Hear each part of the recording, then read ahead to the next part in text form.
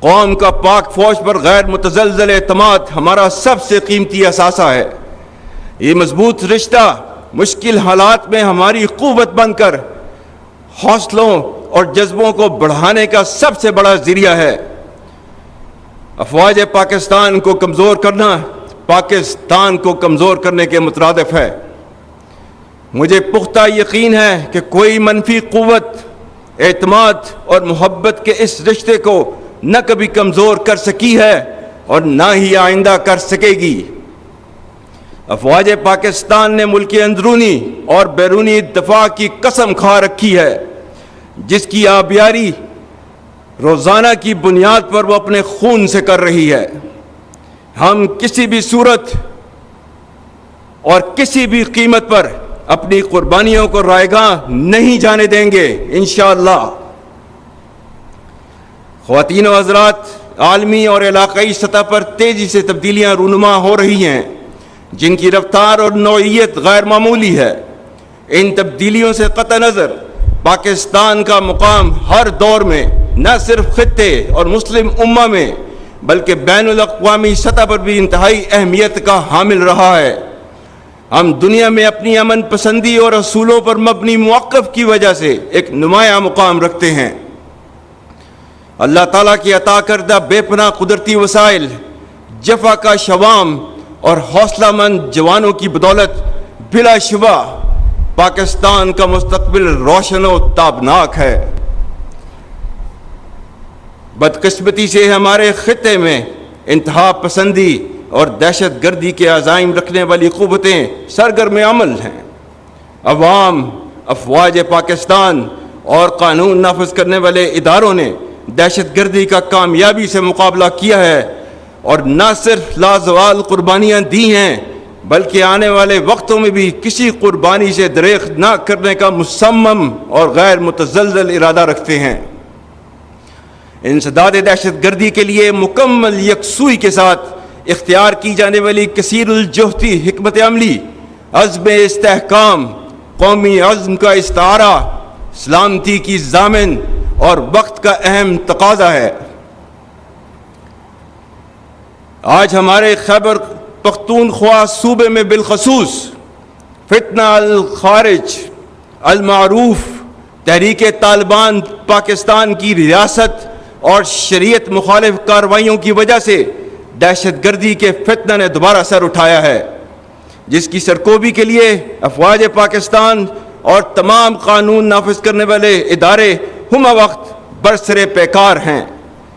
اسی فتنہ کے بارے میں چند دن پہلے علماء و مشائخ کرام سے بات کرتے ہوئے میں نے کہا تھا کہ اگر تم شریعت اسلام کو نہیں مانتے، آئین پاکستان کو نہیں مانتے، تو ہم بھی تمہیں پاکستانی نہیں مانتے۔ دہشت گردی کے خلاف جنگ میں خاص طور پر ہمارے پختون بھائیوں نے جرت، ایثار اور قربانیوں کی جو لازوال داستان رقم کی ہے، اس پر پوری قوم انہیں سلام پیش کرتی ہے۔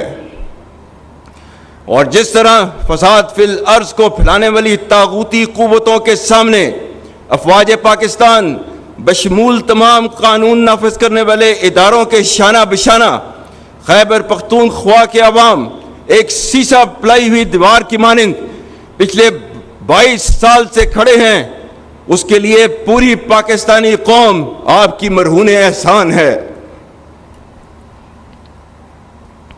میں پاکستان اور بالخصوص خیبر پختونخوا کی غیور عوام کو اللہ کے احکامات کی روشنی میں یقین دلاتا ہوں کہ آپ فساد فی الارض کے خلاف جنگ لڑ رہے ہیں، جس میں اللہ کے وعدوں کے مطابق فتح انشاءاللہ ہماری ہوگی۔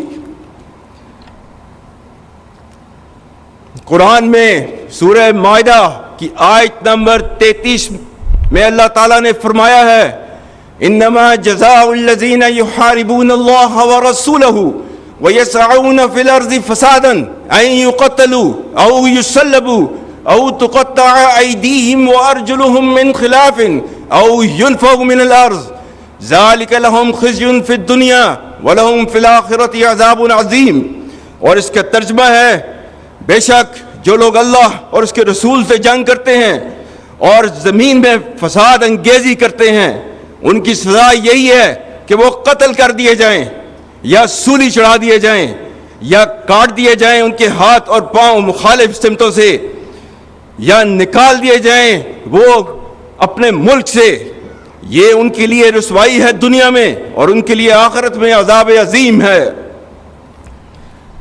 اور سورہ مائدہ کی آیت 56 میں اللہ تعالیٰ فرماتا ہے، اور یہ جنگ جو اس کے راستے میں لڑ رہے ہوتے ہیں ان کو فتح کی نوید دیتا ہے، فَإِنَّ حِزْبَ اللَّهِ هُمُ الْغَالِبُونَ، بے شک اللہ کی جماعت ہی غالب رہے گی۔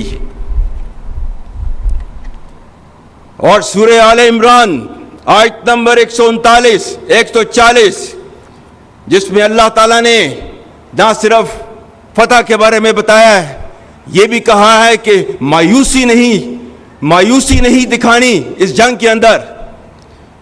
اللہ تعالیٰ نے فرمایا ہے وَلَا تَهِنُوا وَلَا تَحْزَنُوا وَأَنْتُمُ الْأَعْلَوْنَ إِن كُنتُم مُؤْمِنِينَ إِن يَمْسَسْكُمْ قَرْحٌ فَقَدْ مَسَّ الْقَوْمَ قَرْحٌ مِثْلُهُ وَتِلْكَ الْأَيَّامُ نُدَاوِلُهَا بَيْنَ النَّاسِ، اور اس کا ترجمہ ہے اور کمزور نہ پڑو اور غم نہ کرو، تم ہی غالب ہوگے اگر تم مومن ہو۔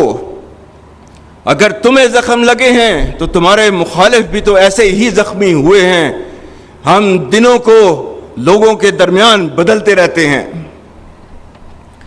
اس لیے خیبر پختونخوا کے بہادر بھائیوں، بہنوں، جوانوں، اللہ کی بابرکت ذات اور پوری قوم آپ کے ساتھ ہے، اور بہت جلد اللہ کریم ہم سب کو فتح مبین عطا کرے گا انشاءاللہ۔ یہاں پر میں صوبہ بلوچستان کا ذکر کرنا بھی لازم سمجھتا ہوں، جو نہ صرف بہادر اور حب الوطن لوگوں کا مسکن ہے بلکہ قدرتی وسائل سے مالا مال ہے۔ تاہم چند عناصر جو اسے غیر مستحکم کرنے کے در پہ ہیں، ان کو جان لینا چاہیے کہ پاکستان کو کمزور کرنے کی اجازت کبھی نہیں دی جائے گی، اور پاک فوج، حکومت پاکستان اور حکومت بلوچستان کے تعاون سے اس صوبے اور اس کی غیور عوام کی سالمیت اور فلاح و بہبود کے لیے اپنا کلیدی کردار ادا کرتی رہے گی۔ خواتین و حضرات، افغانستان ہمارا برادر ہمسایہ اسلامی ملک ہے، جس کے لیے پاکستان اور اس کی عوام نے ان گنت قربانیاں دی ہیں، جس کی دور حاضر میں کوئی نظیر نہیں ملتی۔ ہم افغانستان کے ساتھ بہت اچھے تعلقات رکھنے کے خواہاں ہیں، اور ان کے لیے ہمارا پیغام ہے کہ فتنہ الخوارج کو اپنے درینہ، خیر خواہ اور برادر ہمسایہ ملک پر ترجیح نہ دیں، اور اس فتنہ کے قلع قمع کرنے میں ہمارا ساتھ دیں، جیسا کہ پاکستان نے ہمیشہ آپ کا ساتھ دیا ہے۔ خواتین و حضرات، پچھلے چند سالوں سے ریاست مخالف بیرونی طاقتوں کی سرپرستی میں ڈیجیٹل دہشت گردی کی مضمون کوشش کی جا رہی ہے، جس کا مقصد جھوٹی خبروں اور پروپیگنڈے کے ذریعے قوم میں نفاق اور مایوسی پھیلانا ہے۔ تو اس ڈیجیٹل دہشت گردی کے بارے میں اللہ تعالیٰ نے کیا فرمایا ہے؟ سورہ الحجرات آیت نمبر 6، یا ایھا الذین آمنوا ان جاءکم فاسق بنبأ فتبینوا ان تصیبوا قوما بجہالۃ فتصبحوا علی ما فعلتم نادمین۔ مومنوں، اگر کوئی فاسق تمہارے پاس کوئی خبر لے کر آئے تو خوب تحقیق کر لیا کرو، تاکہ لوگوں کو بے جا ایذا نہ دے بیٹھو، پھر اپنے کیے پر پچھتاتے رہ جاؤ۔ پاکستان میں آزادی اظہار رائے یعنی فریڈم آف سپیچ کی آئین اجازت ضرور دیتا ہے، مگر آئین پاکستان نے اس کی واضح حد بندی بھی کر رکھی ہے۔ علامہ محمد اقبال نے اسے کچھ یوں بیان کیا: آزادی افکار سے ہے ان کی تباہی، رکھتے نہیں جو فکر و تدبر کا سلیقہ۔ ہو فکر اگر خام تو آزادی افکار انسان کو حیوان بنانے کا طریقہ۔